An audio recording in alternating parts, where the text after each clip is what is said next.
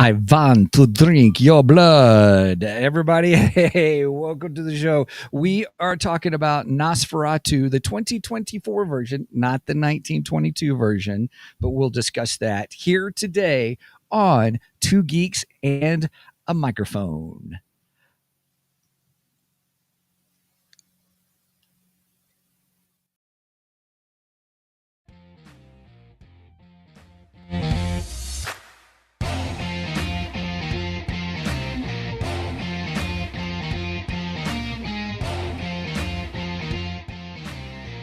Hello there. So who talks first? You talk first? I talk first. Good morning, everybody. Welcome to Two Geeks and a Microphone. I am your co-host, Mr. Stephen Boster, along with the one, the only, the Mr. Illustrious, ready for a special three-way podcast. I'll pause on that because that was going to sound really bad. Podcast coming up. We'll introduce that here in a minute, but here is Mr. Michael Shanks himself. Mike, say hey to everybody. Good morning to all you geeks out there in Geekdom Land. I think my dog was getting ready to talk too. She come up to me and kind of roughed for a second there, but I think I got her calmed down, at least for the moment. Good. I'm sure we'll hear from her before the end of the show. That's right. Anyway, yes, we are getting ready for a big three-way crossover with Nerdery and Murdery. And Three Geeky Dads. We will be recording that next week. That will not go out live. I'm not sure when we're releasing. I don't know if we're going to just release it the following week, or we haven't really discussed that far. So yeah, we'll discuss it with all the guys on when we do the recording and stuff. But I'm excited about it, guys. We're as we've talked about, we're doing it on V, the old original miniseries, then the final battle, and then the television show, and then the updated television show. And each podcast team is taking certain parts of that, and then we're talking about it, and we're all going to interact. Now, I'll be open with you guys. I don't know how much talking we'll do other than a whole lot of laughing. this is true, especially with Three Geeky Dads. Right. Yeah, and Zig and Jeff from Nerdery and Murdery, they're a hoot as well. And so it's just going to be a blast. So we're just going to give everybody a heads up. We're pretty excited about it. We've done crossovers with both podcasts, but not all three together. Correct. The closest we've come was last December. You and I celebrate our 200th episode, and we had Jeff from Nerdery, and then we had Brian from Three Geek Dads, but I don't know if we had any of the others because they just weren't available at the time of recording. Right. So that would have been the closest we would have had to having all three podcasts together. Yes. Ooh, what you drinking there? I'm coffeeing it up today. Oh, so. I got coffee too. Yeah. Well, actually, I made myself a cappuccino, but yeah. Well, I put in almond milk and stevia in mine. I thought about making mine a little boozy, but I didn't. It's not even 10 o'clock your time yet. It's never too early for a boozy coffee. That's right. Well, so Mike and I were getting things squared away, getting what's coming up in the future this morning, and so we're a couple of minutes late, but we also did not discuss if we had geeky news or we had Geekdar today. I have no geeky news whatsoever. I can do Geekdar real quick though. Okay. Well, I don't have our Geekdar video up because I couldn't get it up and I couldn't get to work. I don't know where it's at now. Oh, well, just all right. It's all good. So we'll do the bleeps, the sweeps, and the creeps. So I can't. I'm not Michael Winslow. Just saying. Neither one of us are. The only thing I really have for Geekdar is so since it was just New Year's Eve and New Year's Day, the Sci-Fi Channel has been doing a Twilight Zone marathon. They do, they do a Twilight Zone marathon every New Year's weekend, or New Year's Eve, and they've been doing this for almost 30 years. So they've been doing it all of Megan's life. And it's kind of a tradition in our house that we watch as much Twilight Zone as we possibly can, because our whole family loves the Twilight Zone, especially the original, the OG, The best. Rod Rod Serling. Serling, yes. There is no T in his name. It's Serling. Serling, yes. That is a common mistake. People do say Sterling, and it's not. It's Right. Sterling. I remember when we did the movie review, and I used to always say Sterling, and you corrected me, and so that's why I paused. I'm like, oh, it's not Sterling. You got it. There's some Twilight Zone pops that we saw. I kind of like to get them too. Yeah. So they have the pop of William Shatner, and he's actually sitting. It's like Sitting in the plane. Sitting in the plane, looking out the window. And then you can get the pop of the Gremlin, which is great. And then you can get a pop of Rod Serling, which that is one of my all-time favorite Twilight Zone episodes. I love that episode. That's pretty cool. Terror at 20,000 feet is what it's called. Right I actually watched the remake too, because they got a new series that came out in 2019, I believe. Mm-hmm. I hadn't given it much of a chance, and we thought, let's try it out, So we watched, I think, 3 episodes of it. One of them was a remake of Terror at 20,000 feet, although they call it Terror at 30,000 feet. It's a slightly different take on it. You don't have gremlins in this one. In this one, the passenger gets on, and he's pretty neurotic, just like William Shatner. But he gets on, and in the, how the planes, there's always that pocket in the seat in front of you, and it's got the like the instructions for if the plane crashes and what you do if you're about escape to drive. routes and in the map of the plane. All that stuff. In the pocket, there's like an old MP3 player in there, so it's kind of funny to say old MP3 player, but it's almost like a Zune MP3 player, if anyone even knows what a Zune is. I remember what a Zune is. Yep. I never had a Zune. I had an iPod. Now I have the iPhone. So anyway, it's kind of similar to a Zune. All right. And it had like old style headphones. I'm talking like 80s style headphones. I'm like, we had better headphones than that for the early MP3 players. Anyway, so he puts it on, and there's a podcast on it that it was what happened to flight. I don't remember what his flight number was now, but it was his flight number. Whatever happened to flight, blah, blah, blah.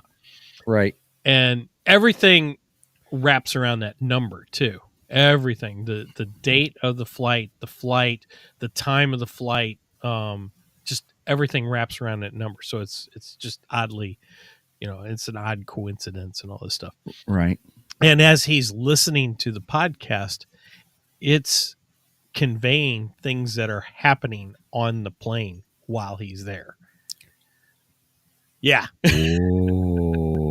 So it was a real different take on it. And at first I didn't think I would like it, but as the story went along, I'm like, this is kind of cool. It's an interesting premise. Yeah. So I do recommend checking that one out. It was a good episode.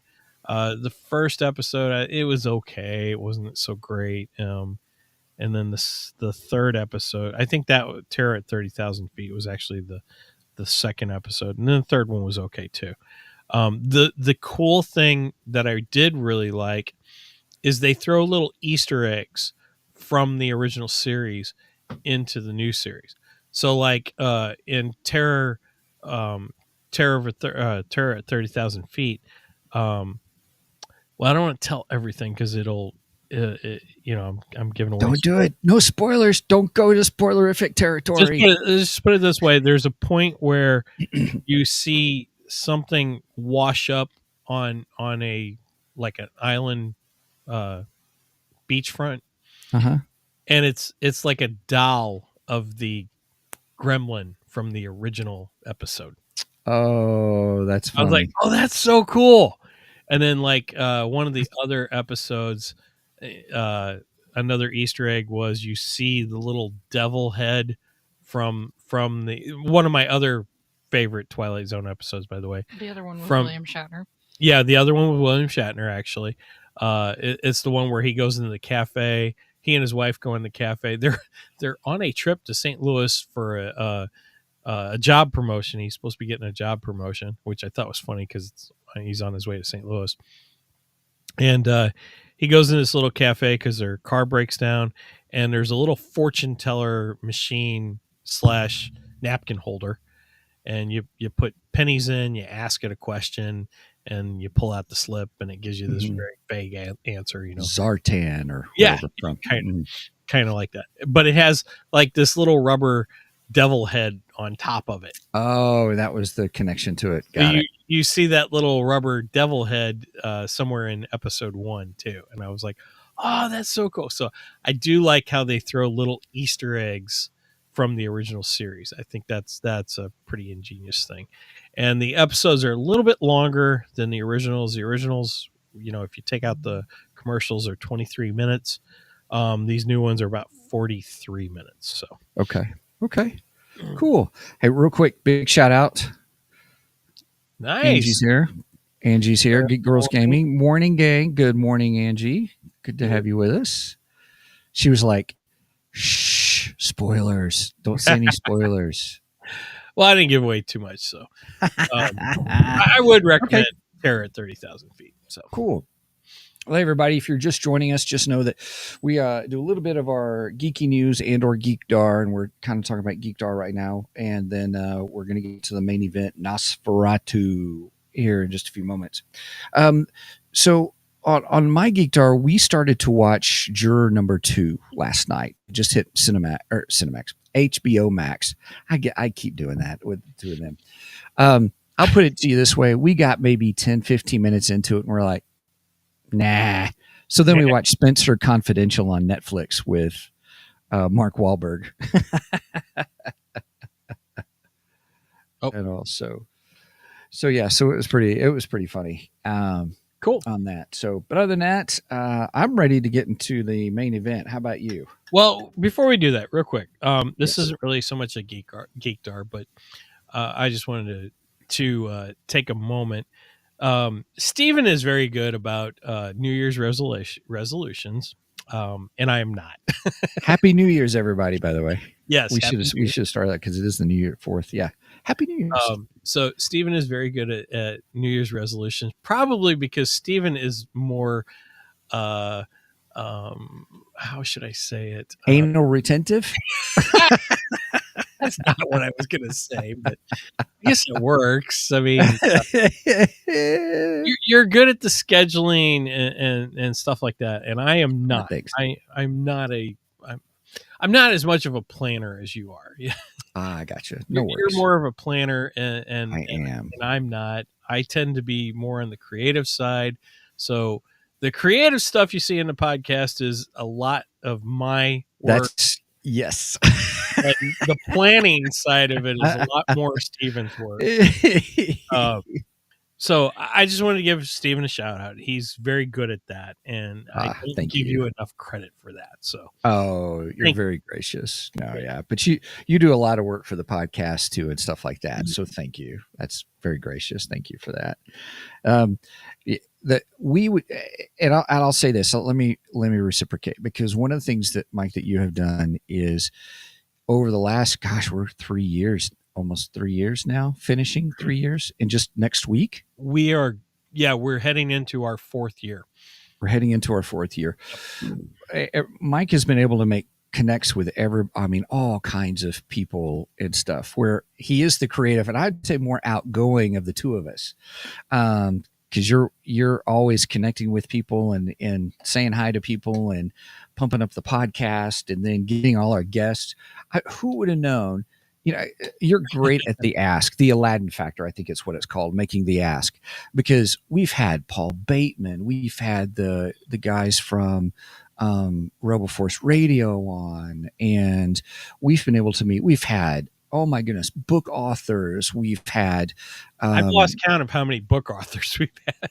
Right, and now we're moving into comic book creators, and we're meeting folks like that, which has just been just really cool. So I'll equate it to, there for many companies, there's always one who is the upfront person to connect and talk with people, who's the more outgoing, and then behind them is the guy who is the detail oriented scheduler, as you would put it, kind of a thing. So I think we make a great tag team on that. So I agree.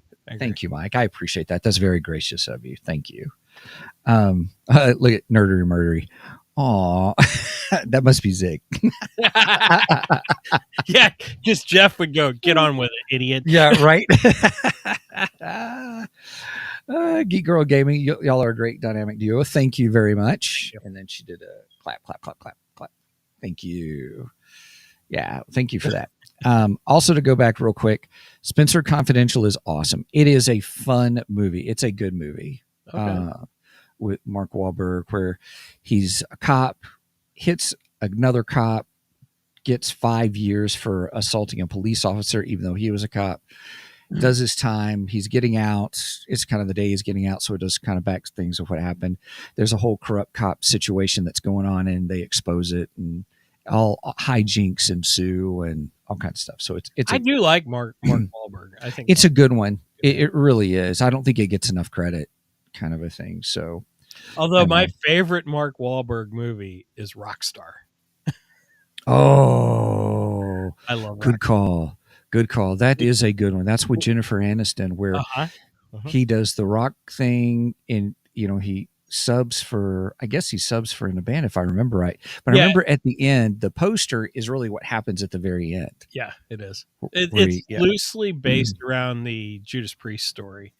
Really? Yeah. I didn't know that. It's around Rob Halford leaving Judas Priest, and Ripper. I can't think of what his name is, what his stage name is, but Ripper something takes over for Priest for a few years in place of Rob Halford, and he was a big fan of Judas Priest. So it's loosely based around their story.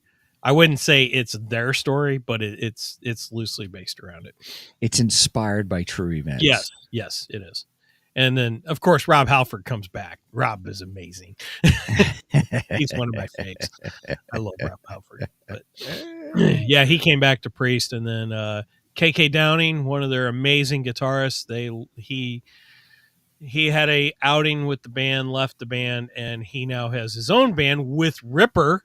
He brought in Ripper, who had replaced Rob. So yeah, the real story really continues. Wow. It gets crazier. And his version of the band is called KK's Priest, which they're pretty freaking amazing themselves, but they're not Judas Priest though. Yes. I still love the metal gods. Anyway. All right, that's my heavy metal moment of the show. I love it. Okay, here we go. Here's the it's time for us, everybody, to go to our main event.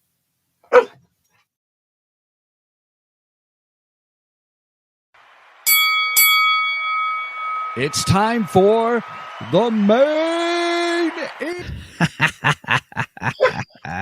It's okay. She's having a good time. Yeah. How about we bring Megan in, and I'm going to take her OUT real quick. Yeah, absolutely. Right back. All right. He will be back. All right. See, everyone's get a little peek of their setup there and all. Hey, everybody. Okay, so we're going to talk about Nosferatu. Megan, did you go with him to go see it? Absolutely. And absolutely. Okay. So everybody, if you're joining us, here's what we do is first we kind of do a real quick discussion of the movie, kind of overview what the story of the movie was. Then we give our rating of the movie. And then we go into spoilerific territory. And so that's kind of the game plan, and that's the goal.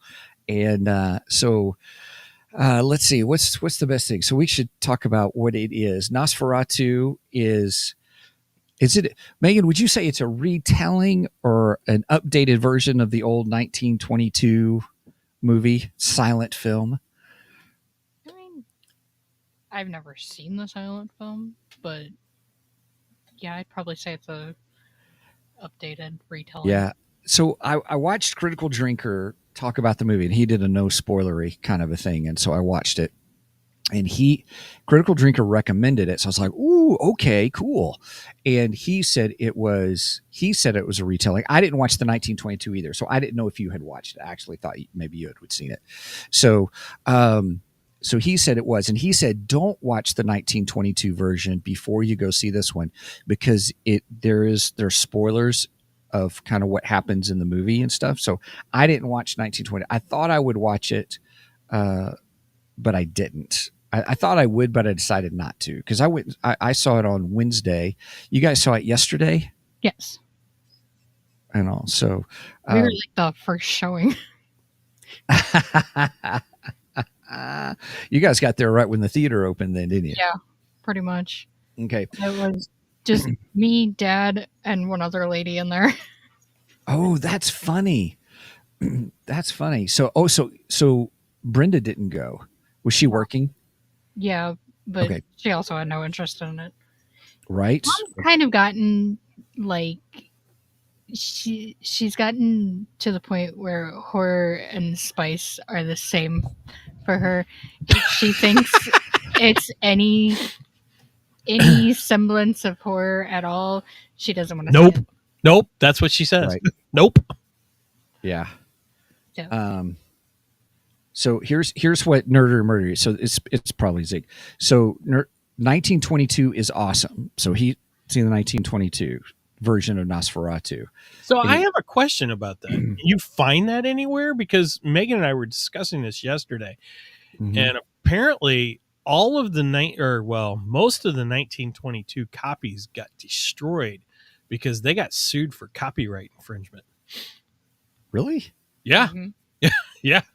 There was a lawsuit over it because it's Bram Stoker's Dracula. That's what it really is. It is. Yeah. That's what I thought.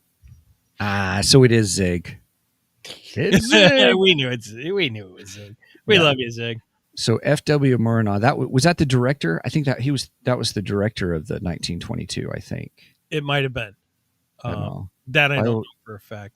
Geek Girl says, "Hey Zig." We'll have to have our Tito over there check on that. Yeah. Whoa. Joe Bob did the 1922 and 1970s a couple of years ago. Oh wow. Okay. Joe Bob being the you guys have covered Joe Bob. He's kind of like does like an Elvira type thing. You know, Elvira has her Mistress of the Dark presents. Okay. Such. So Joe Bob has this, like I think he does like sci-fi and horror, both, that kind of stuff. Campy, goofy movies and such. Yeah. So let's give everybody kind of the premise of the movie. It really is Bram Stoker's Dracula, but I really thought it was. I mean, I was like, well, gosh, obviously I thought I was biased because I was like, well, we've been doing so many Dracula movies all through December and stuff. And I was like, well, we've been reviewing all these. I'm like, gosh, this is awfully familiar. But it is dark. Where I thought the Dracula film, the one with Gary Oldman as Dracula, was more of a romanticized Dracula. In other words, agreed, kind of thing. This Dracula, Orlok, as he called him, right, was 100% evil. There was no romantic. It was all of his desires to satisfy his desires. There was no, I don't think, real romance side of things other than just him doing his needs. So instead of Dracula, he's called Count Orlok. Yeah. But yeah, I thought it was all the same. From what I understand, Orlok was one of the original names, and then it later just kind of gravitated towards Dracula. Is what I've come to understand about the name Orlok. I thought it was interesting that they chose Orlok and used that for his name instead of Dracula. Yeah, I liked it actually. It was kind of cool. So, Mike, I gave everybody kind of the rundown of we're just kind of saying what the movie's about, kind of an overview real quick, and then we'll give our ratings, and then we'll go into spoilerific territory. Okay. So, Everybody, once again, we have saved it for the podcast. I watched it Wednesday, and I so bad wanted to talk to Mike about it. Really bad. And Megan and I saw it yesterday morning, 9:30 in the morning.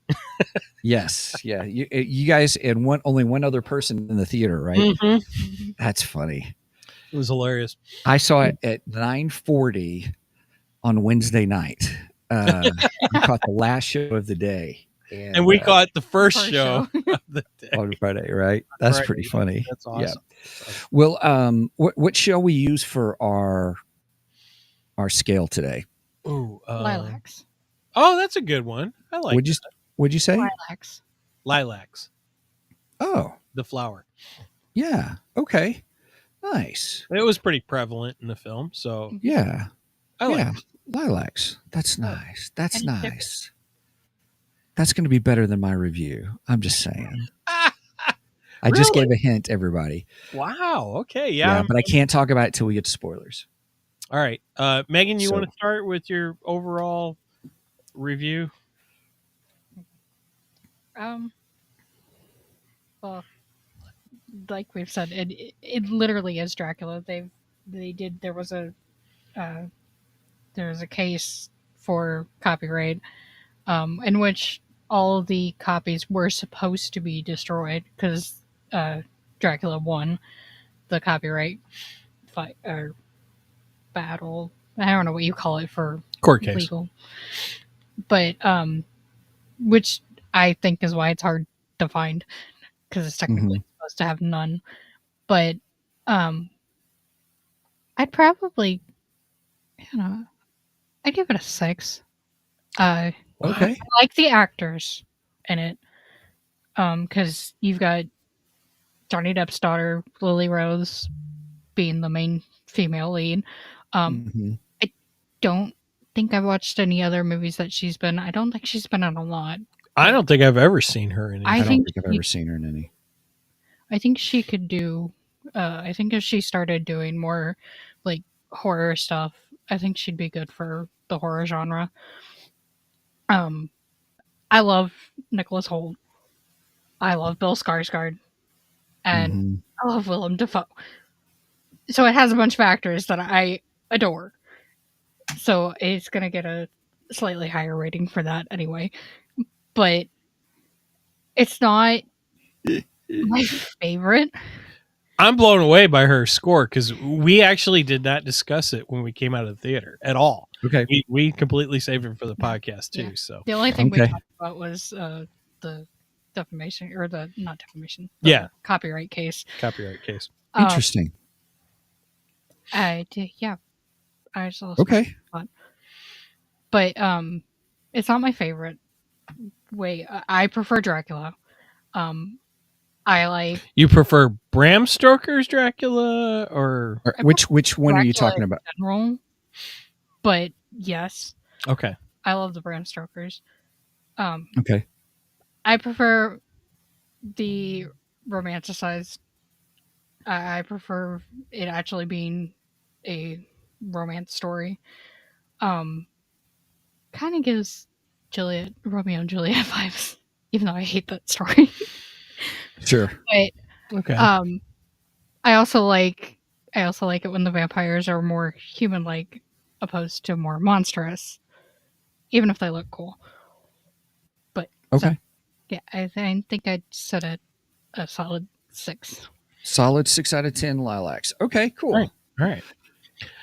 Okay, so I thought this was interesting. I'm watching it and I'm going, wow, this seems like a repeat of Bram Stoker's. Mhm. And technically, I mean, we know from the lawsuit that, Nosferatu was stolen from Bram Stoker's Dracula's story. It was an unofficial Mo- rendition of it. You're right. But I think it was actually the first film to actually come out and portray think so. Dracula.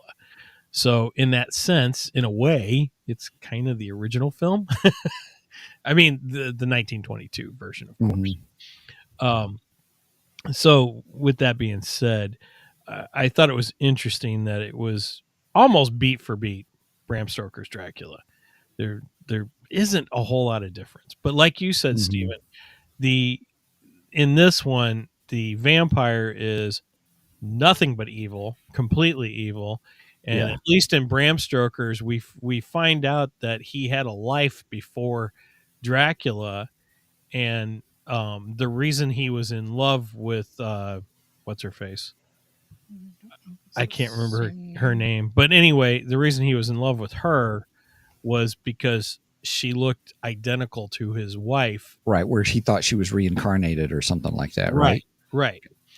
And I thought that was a good explanation of why he was after her. And I Mhm. didn't feel they gave a good explanation of that in this film at all. Mina. Right. In this one, he basically acts like he already knew her, and it was like, okay, well, I don't get how that comes about. At least in Bram Stoker's, I got it, I understood it. Mhm. So I take a point off of that for that. Oh, we're getting into single points. Okay, I'm good with this. This is good. Okay, You go. don't edit the way you do it. Yeah, this is usually your way of doing things, but Right. I have to for this one. The design of Dracula, I actually liked it. I thought he looked cool. And I like that monstrous look of him. However, I am with you in the sense that as he gets to, well, in this one, he goes to Germany, and Bram Stoker's, he goes to England.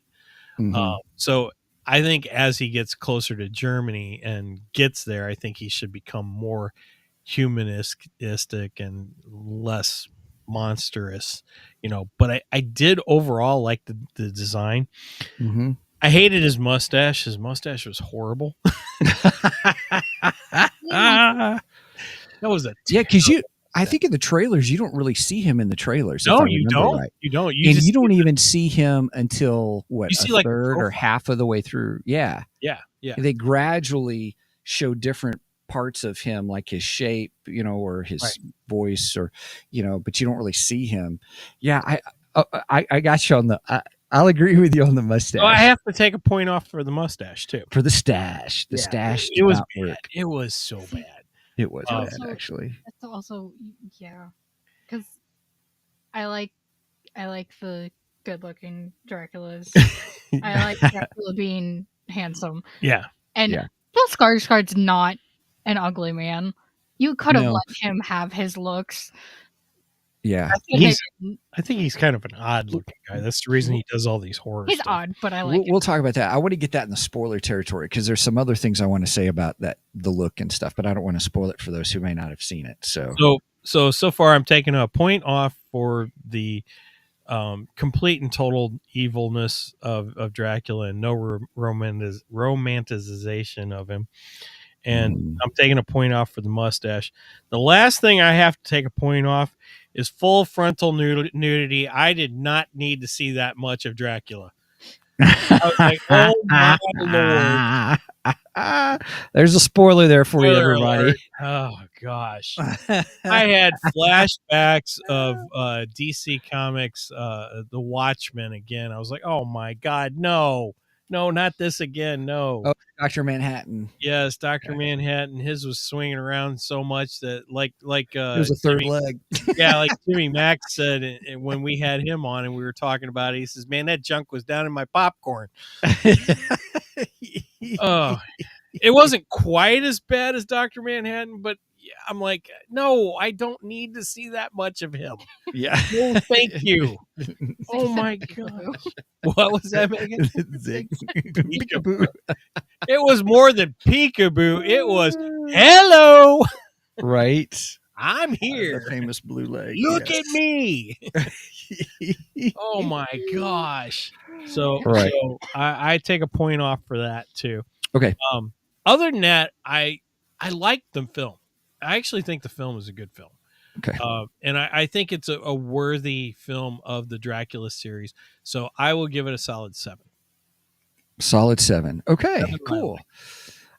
So I'm gonna have to explain something here real quick, and then I'll have to talk more about it in the spoiler thing. I have a cardinal sin in movies, and TV shows. Oh yes, I knew this was going to come up. And so because of that, I'm reversing the way I do my rating. if that makes sense. In other words, I'll give you a point for the good parts, kind of a thing. Oh, okay. The cardinal sin put it into a zero, automatic zero for Gotcha. me. I have boundaries, and when we get to everybody, just hang in there. I'll talk about it coming up. I just don't want to spoil anything if you want to go see the movie. Um, the now if you want to go see the movie, you like Dracula Tales, absolutely go see the film. I'll say that, but you need but my cardinal sin in TV shows, it just occurred, and I could not. I almost walked out because Oh, that's just there is a line for me, and it crossed that line. And but I was like, oh crud, we're doing the show. I need to finish watching it for the show, kind of a thing. And sorry, Steven. no, it's okay. That's all right. That's fine. So let me tell you what I did like about the film.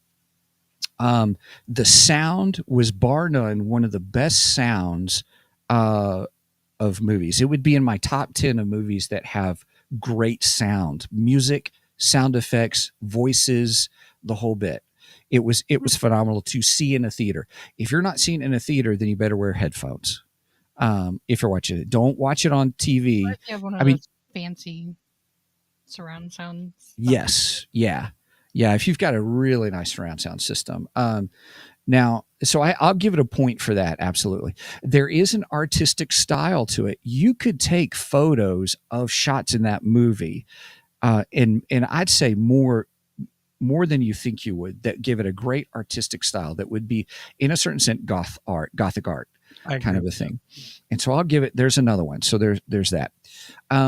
The acting for me was, in the beginning, I was like, Lily Rose Depp has potential. I'll say that, but she's not a great actress yet, if that makes sense.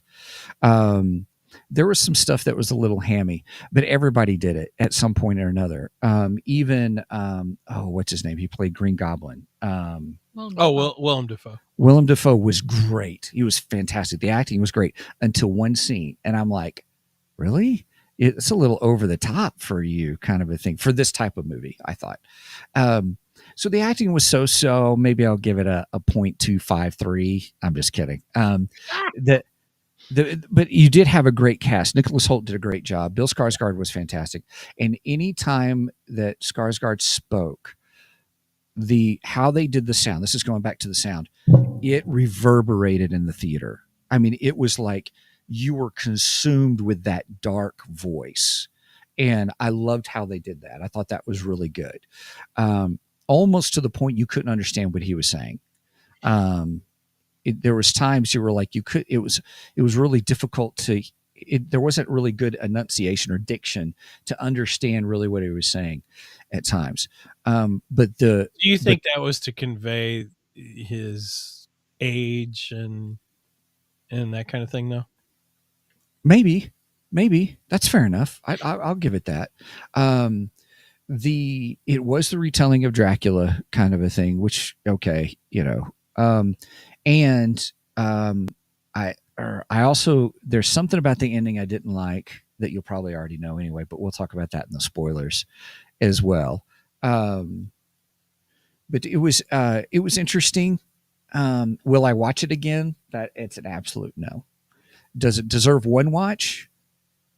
Yeah, if you're into Dracula films and stuff like that. I can't impose my cardinal sin rule on anybody else, if that makes sense.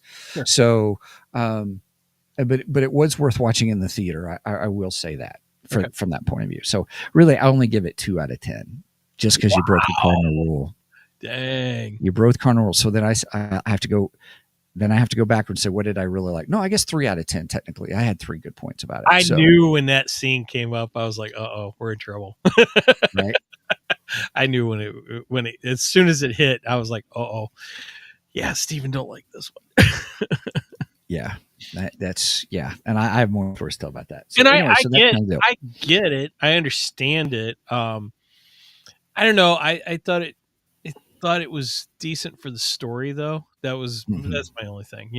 It has to work for the story, and I think in this case it did work for the story. Not saying it's right or wrong. Just I think it works for the story. That's all. Yeah. I don't want to say too much because we're not into spoilers. So Right. All right. Well, hey, everybody, if you're joining us, hey, if you would do us a favor and just hit the like and subscribe button for us. As we're moving into spoilerific territory, just hit like and subscribe. If you haven't seen it, you're going to depart and come back later. Just do that for us if you would, pretty please. And I guess it's time to get into the whole spoilerific territory then. although I did give one spoiler, but I had to because that was one of the reasons I took. Right? Yeah.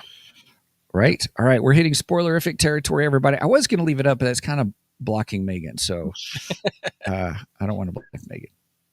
That's fine. All right. Spoilers. Here we go. Okay. What kind of spoilers do we want to talk about first?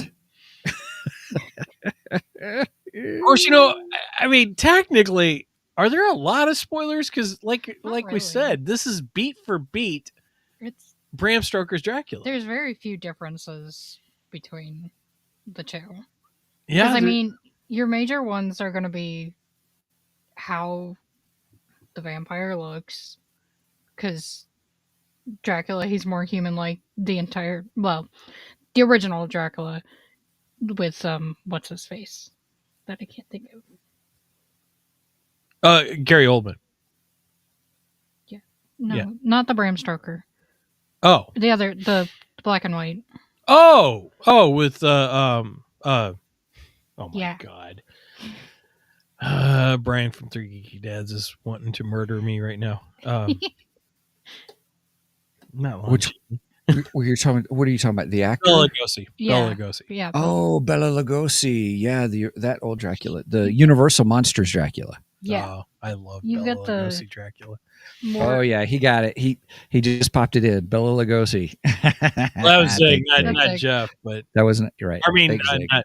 Oh my God! Now I'm getting everybody mixed up. Not Brian Not from Brian. Three Geeky. Right. Anyway, Murdery, not right. tricky. But you've got the more human-like appearance where he's more.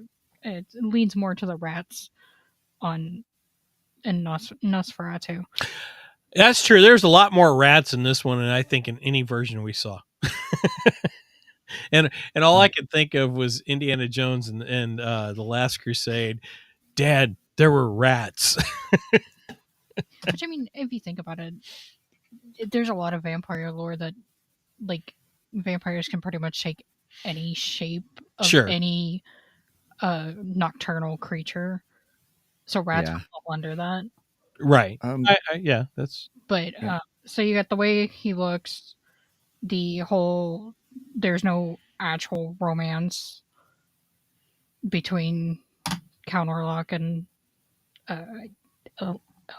Elaine was her name in this one. I don't know. I can't remember. I don't know. Have you guys Megan or Mike? Have you guys read Bram Stoker's Dracula? I have not. I have No, never I read want it. to. I have never read it.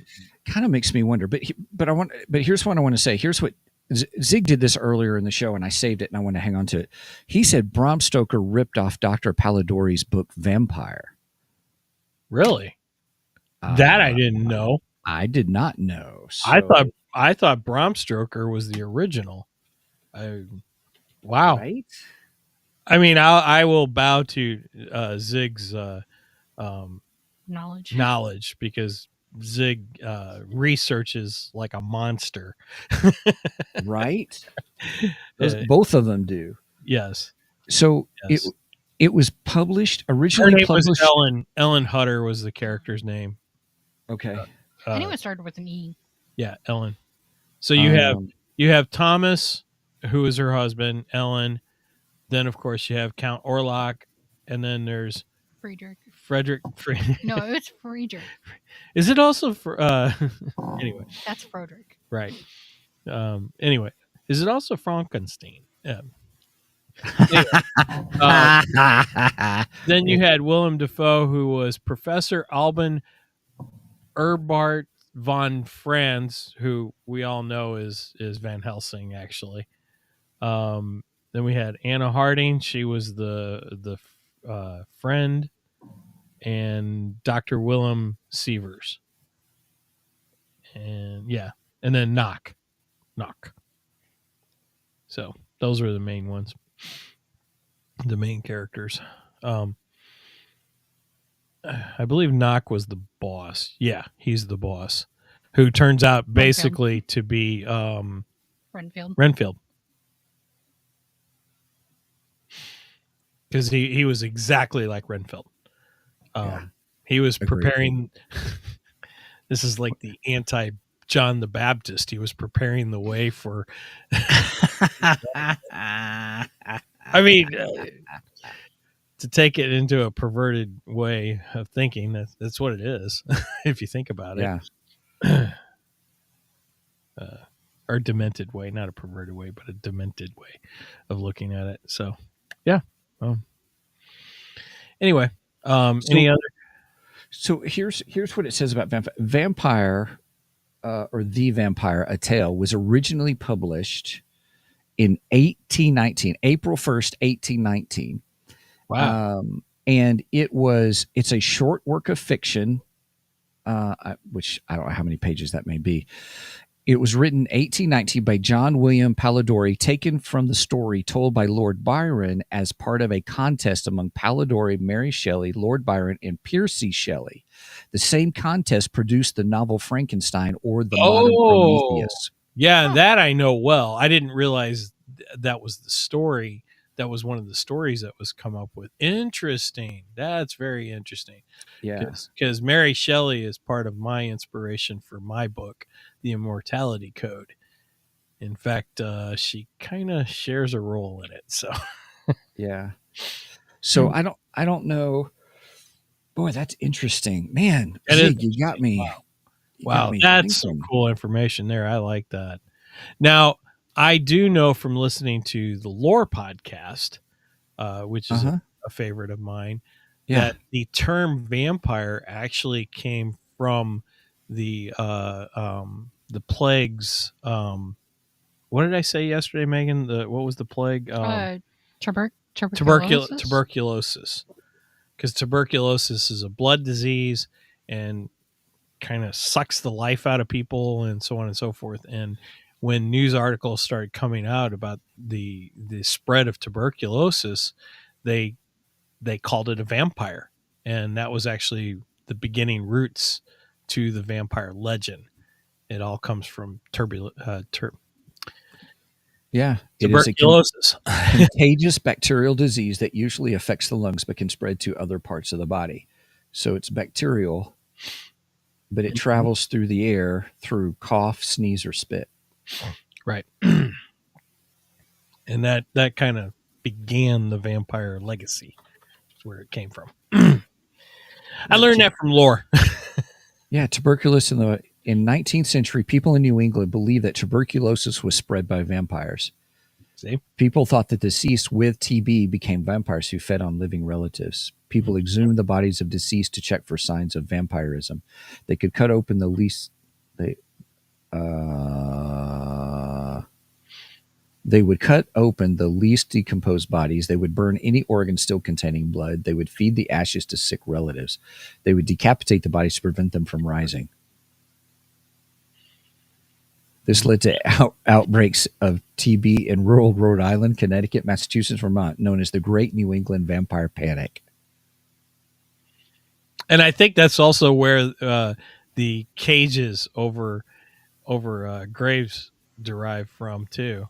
Because if you look at some very, very old graves in the South, there's actually cages over them and stuff. And I think that because they believed they were going to rise again as vampires.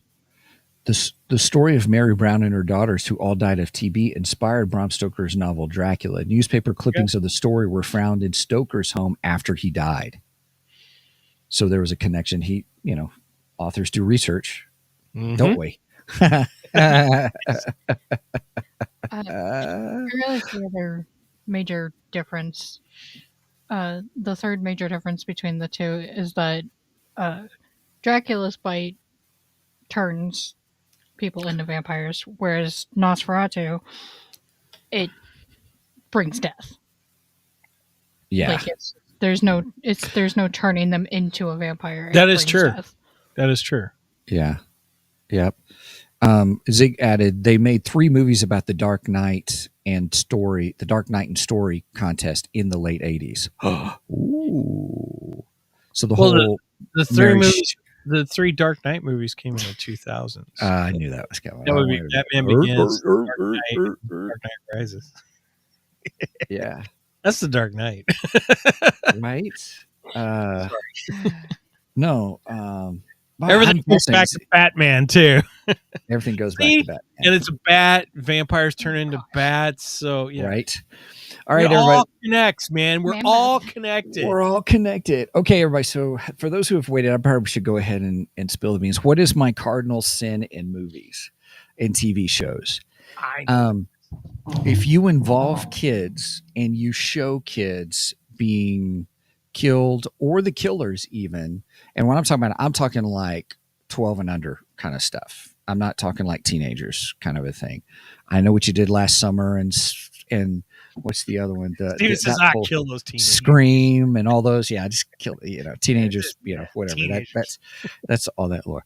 But if you involve kids and you show it, then that is a nope. I'm out kind of a thing. I'm done with it kind of a thing. Gotcha. And there's a scene where Nosferatu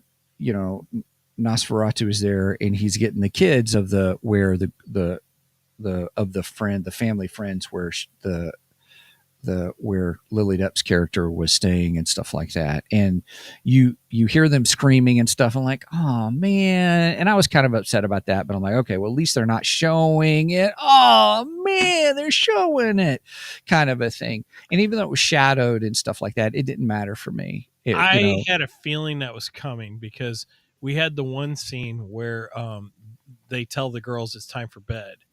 And the girls are like, oh, we don't want to go to bed. And then all of a sudden they start this, but we see something. We see something. And I think the parents were like, oh yeah, you're just trying to, get out of going to bed. But as soon as they said that, I'm like, they're seeing Count Orlok. I know that's what they're seeing. So I knew it was coming. As soon as that scene happened, I'm like, yeah, he's gonna kill those girls, and he sure did. He sure did.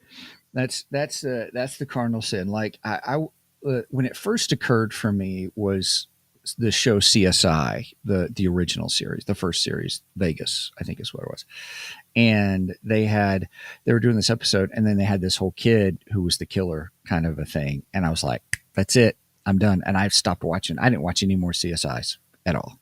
Oh, the kid was the killer? There was a kid that was a killer in the show and kind of a thing. And they play that stuff. And I'm like, yeah. And they showed like the back scene of him doing it. I'm like, no, we don't do that. There is just some things on there. So, and so Angie, real quick, Angie says, well, I guess I will, I'm guessing won't be watching it. I mean, you can know when it's coming kind of a thing if you want to close your eyes for it and just, stick with it from there kind of a thing. The scene's pretty obvious where it's going to happen. So. Yeah. And it's a whole warning beforehand. Yeah. I do agree with you. The second point, Mike, I do agree with you. There's probably more nudity in this than I had anticipated kind of a thing overall. And I was like, dude, there's, I just, do you need it? When he popped out of the crypt and you got full frontal, I was like, really? Did you need that? It was the same thing with the kids thing. The kids part, did you really need that? No, you didn't. Do you really need to show me full frontal? I don't want to see that much of Dracula. And plus, to be open with you, when you see the very ending scene, I was like, how could he stand up? Because his legs were like pencil thin. You know what I'm saying? And I was just, at the end, I'm like, and there's no way you're going to have that healthy of an organ if you're that old looking like that. I'm just saying.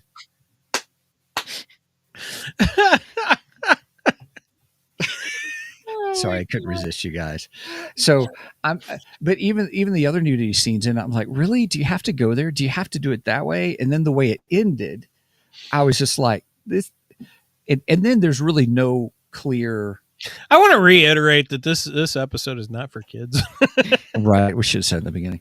The I will say that they what's the word? There was no clear hero in the end. It was really, I mean, everybody suffered, everybody died. Not everybody died. He died, she died, they all died, I kind of acted a thing. Yes, she did. What'd you say, Megan? I did that in the theater. Oh, did you? That's Yeah. awesome. It was funny. It goes, funny. Zig, that's what the blood is for. Talking about appendages. I got it. Oh my god. Well, no, I'm not going to go there. Right. Well, anyway, so I always, the thing about horror movies is you always have, yes, I mean, the only person who, you always have that one person who lives or makes it or whatever based upon, there's a moral value that's included in those. That's what I like about some of those horror movies, is that there's that person who defeats this overarching, overcoming, overwhelming evil. And we didn't really get that, because Nicholas Holt's character is really the one who survived, but what did he really survive to or for? He lost his wife. He lost his friends. I mean, it ended just like, oh, okay, here's the last scene we're going to give you, which is probably one of the most disgusting scenes I've ever seen in a film, kind of a thing, personally. And I was just like, that leaves you unsettled. And if that's what they was going for, fine, okay. But I don't know. I don't know. So anyway, needless to say, I get it. I think I'm with you. I don't think I need to watch this again. I'll happily go back and watch Bram Stoker's again. That's a great film, and this film is. I think if you want to watch, if you want to get all your Dracula, if you want to get everything in, sure, include this at least once. But yeah, I think it's a one and done. I will be watching it again because Lisa wants to watch it. So that's all right. Watching it with a friend is good. You get to some parts and goes, "Don't watch this." Steven says, "Don't watch this part." This is a Steven skip moment. Is really what it is. When you hear the girl screaming, Steven skip 15, 20 seconds. There was something that happened yesterday and I missed it. Oh, I know what it was. When Orlok is talking to Thomas, when Thomas first goes to the castle, and he's talking to Thomas, Megan said that Thomas's hair looked that was before he went. It's when he was talking to his wife. Oh, when he was talking to her. The way his hair, it looked like blood running down his forehead. Right. And I was like, oh, can I get the rewind? I don't know if that was intentional or not, or if that was just me seeing that. You were just imposing things onto the film, huh? Yes. That's funny. That is funny. I didn't think about that. It got me thinking. Well, anyway, I overall, I can say that I've watched it, because people will be talking about this film for a long time, because there is the sense that some people are very much, there's a divided audience on this film. There's some people who think it's a bore fest. I saw that as Angry Joe show. I haven't watched it yet because I was afraid of spoilers, but the title of it is it how did they say it? Was it a masterpiece or bore fest kind of a thing? I think if you like Ari Aster films, there's a chance that you might like this. Okay, what's an Ari Aster film? Ari Aster is a very odd director. Oh, okay. All right. Ari Aster directed Here, I'm pulling them up. Look it up. His movies are Midsommar, Heredity, Beau is Afraid, The Strange Thing About the Johnsons, Eddington, Dream Scenario with Nicolas Cage, Sasquatch Sunset, which looked funny, but I heard it was terrible. Munchausen, Rumors, the Drama, Death of a Unicorn, The Bones, The Turtle's Head. Oh, I didn't notice that was an Ari Aster. The Death of a Unicorn is an upcoming one. We saw the. I Oh should have my realized that was because it's A24. Oh, it's Oh my 2025 for Death of a Unicorn. We saw the You mean, preview. you mean That when looked the dumb. car turns into a unicorn? That's I just still stupid. don't know that's what's happening. That's what it looks like. That's what it looks Yeah. like. It looks But like that's his got, car is turning into a unicorn. That's uh, the dumbest premise I've Yeah. ever heard in my life. I should have realized that was an Ari Aster film because it's A24. A24 Yeah. is what Ari Aster works with a lot. But I think there's a chance now that makes sense of why. That makes sense of why that's I think if you're into artsy films, this is probably a good But one. Ari for It'd Aster, be right up your alley. Yeah, I'd say that. I can see that. It is an artsy film, and I do like the gothic look of the film. I think that is I all love the really looks, good. Yeah, The castle was amazing. and it's kind of got that muted like Sweeney Todd. I guess I could It's see got that muted, which is for the time period because I want to say most of the Yeah, I have to say the look for the time period is perfect. That they had down just. and I love perfect. the costume design. I love the outfits in it. Yeah. Right on. So there's some pluses. Yeah, there are some pluses. So the sound was great. I love the sound. The music was great. Moody fit the film. The just when he spoke, when Nosferatu spoke and Skarsgård's character, I mean, it was menacing and it was good. I like that aspect of it. I mean, it was, they gave that stuff. But I do have to agree with you. Look, I'm like, if he didn't have any other hair on his body, on his head or his junk or anything like that, obviously he was using Manscaped or something because he got a great stash. But I'm like, why would you have that big of a stash kind of a thing? If you don't have hair anywhere else, you will not have that I can't think of the word, that big of a stash. I don't know. Bald guys grow beards all the time, so and they can't grow a hair. Yeah, I'm starting to lose mine. See, you got it on your chinny chin. So yeah, but why was it so dark? It should have been white technically. I'm just saying. Listen to me nitpick this movie. he was using what is it, gray for men, or I forget what the old thing was. You took the gray out of your beard and all that stuff. Oh, he was using that on his mustache. Right on. Yes. Emmett Smith of the Dallas Cowboys used to do commercials for that stuff. Yes, years and years the ago. Hair color, men's hair color.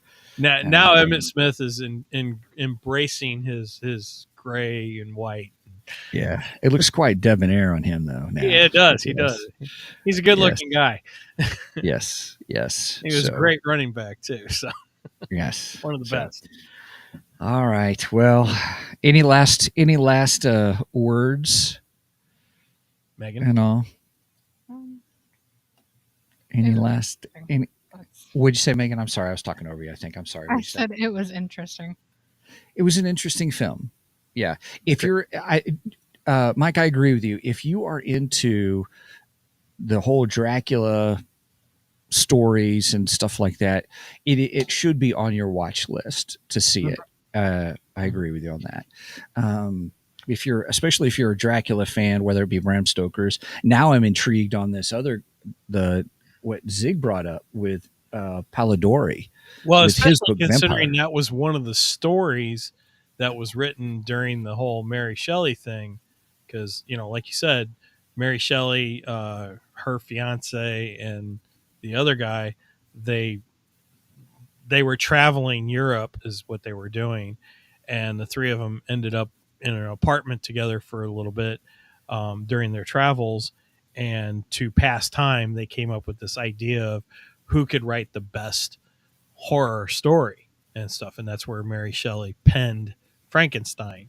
And I think that story, we always hear about Frankenstein because that's her story, but Yeah. we never really hear about what the other two came up with. So that's really interesting. So I would like to get. I'm thinking there's going to be a podcast episode on this. It means we got to read it though, because Right.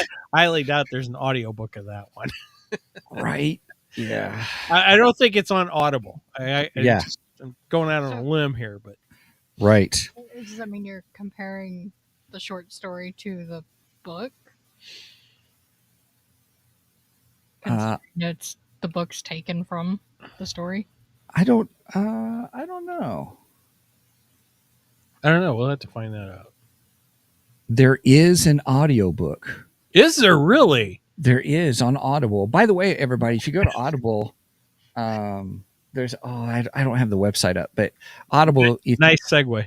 Yeah, we do have an affiliate sponsorship with Audible. The link is on our website on www.2geeks.mic.com. Or did I say .mic.com? It's Mike. I've got you in my brain.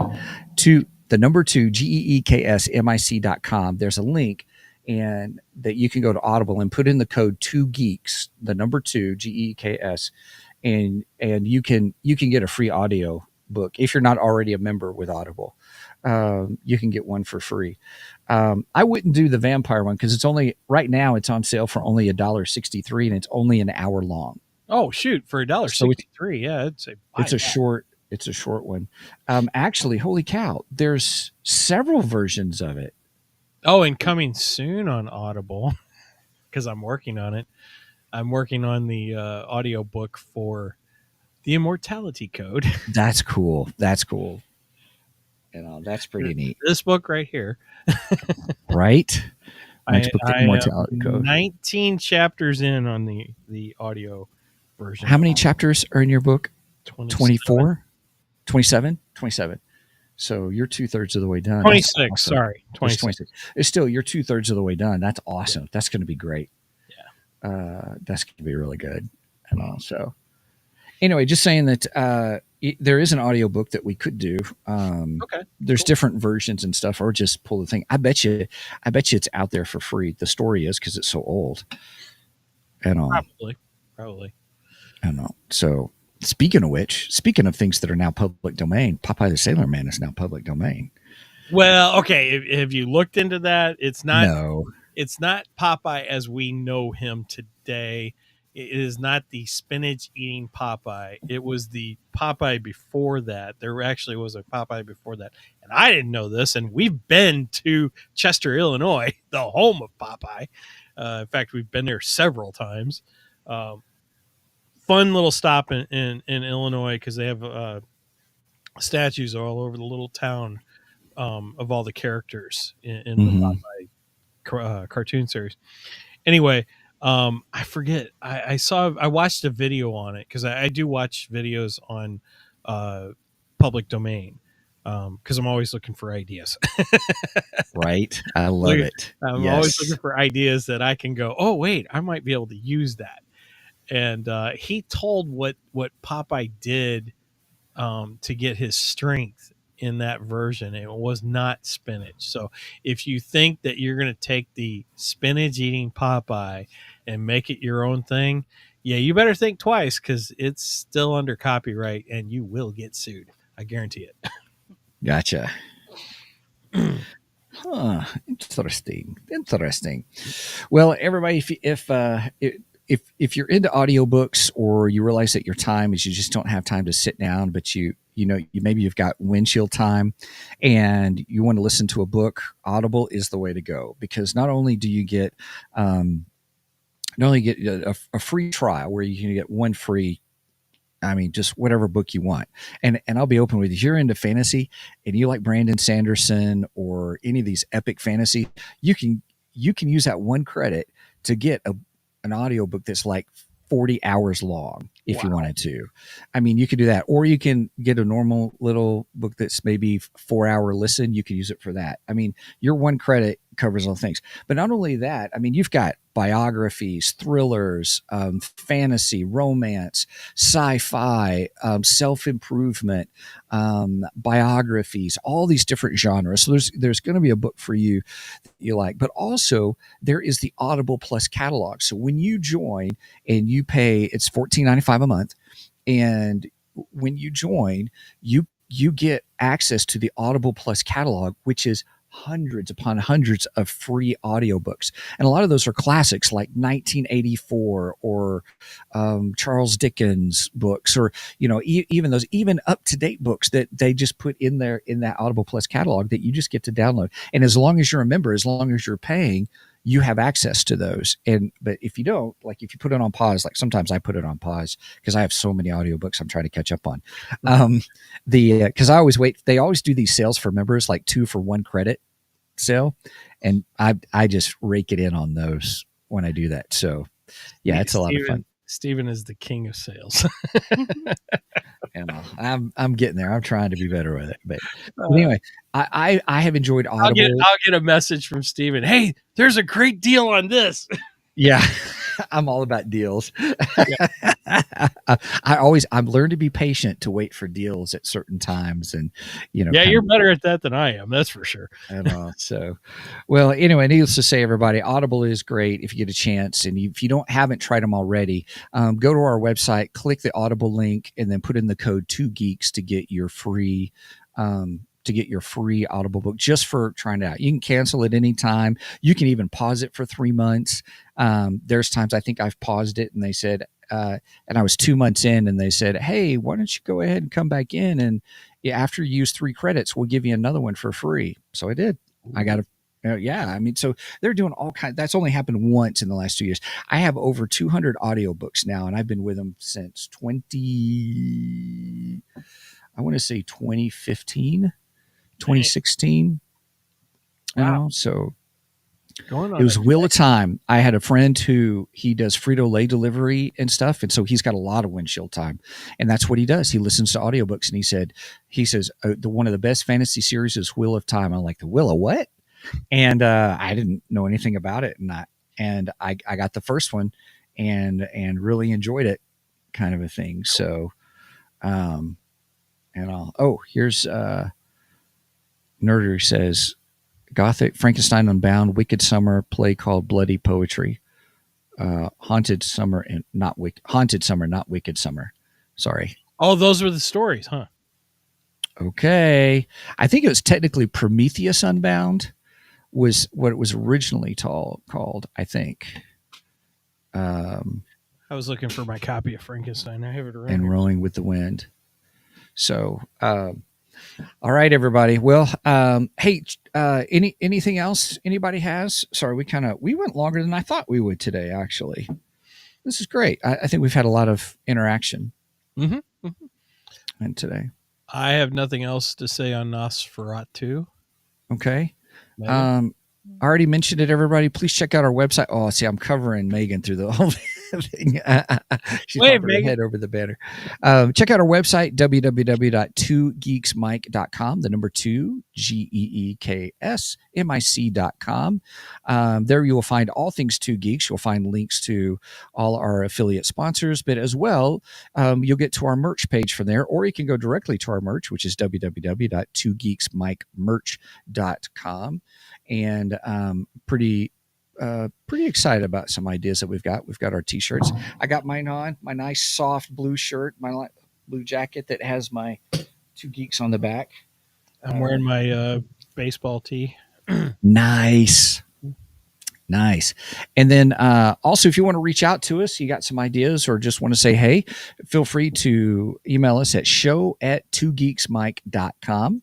And there you can connect with us. Mike does a great job of keeping up with that site. If you want to support us, you can get us to the website, but we also have a Ko-fi page, and where we have just $1 tier, a $2 tier, or a $3 tier each month. And pretty excited. We've got some ideas of what we want to do to help with our community that's there, that's helping support us. And that just really helps us pay for being able to stream, like you see us today, our podcast host, which is, we use Podbean and love Podbean. And we've been with them since day one, and that's been 3 years next week. 4 years next week. 4 Okay. years. Yeah. Wow. So yeah. Wow. So yeah. So our podcast was doing really well, and so then we've been doing video YouTube for a little while, not as long as we've done the podcast. Later today, I'm going to try to get up the next entry by the next journal entry from Anya from my Immortality Code book. So I've been putting journal entries. All of Ethan's journal entries are up. He's the main character, and I'm working on Anya's right now. So Yeah, that's pretty cool. That's cool stuff right there. And all right, Mike, I'll let you finish out and close us out. all right. With that said, please make sure and like and subscribe to us on all of the socials, such as Facebook, where I try to post funny memes or informations about upcoming live shows, such as this one, where we go live every Saturday morning at 9 a.m. Central Standard Time. You do the math on the rest because I don't like math. Make sure and give us a like and a thumbs up on the videos if you're watching us on either YouTube, Rumble, or Twitch. And give us a review anywhere you can, where you listen to your audio version of the podcast. If it allows you to give a review, please do, and please make it 5 stars. Like your mama said, if you don't have nothing nice to say, then don't say anything at all. But otherwise, try to give it.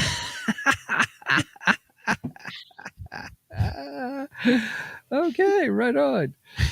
Oh, you cracked me up. That's a good one. All right. Well, I'm done. I think it's great. Yeah. Okay. So if you made it this far, please. No, I'm trying to repeat myself. That's okay. Force a habit. Yeah, I'm trying to get out my outro. The penguin has fallen off the iceberg. Yeah, everybody. my wife is gonna kill me too.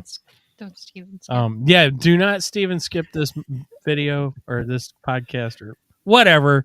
But do Steven skip that one scene in Nosferatu? Yeah, right. Yeah, sure. Please don't Steven skip us because we are much more better than the rest. Cheers. Cheers. Cheers.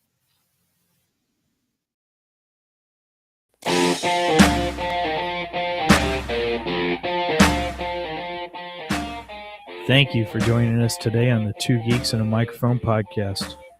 Tune in next week when we will have more news and reviews. Until then, May the force be with you.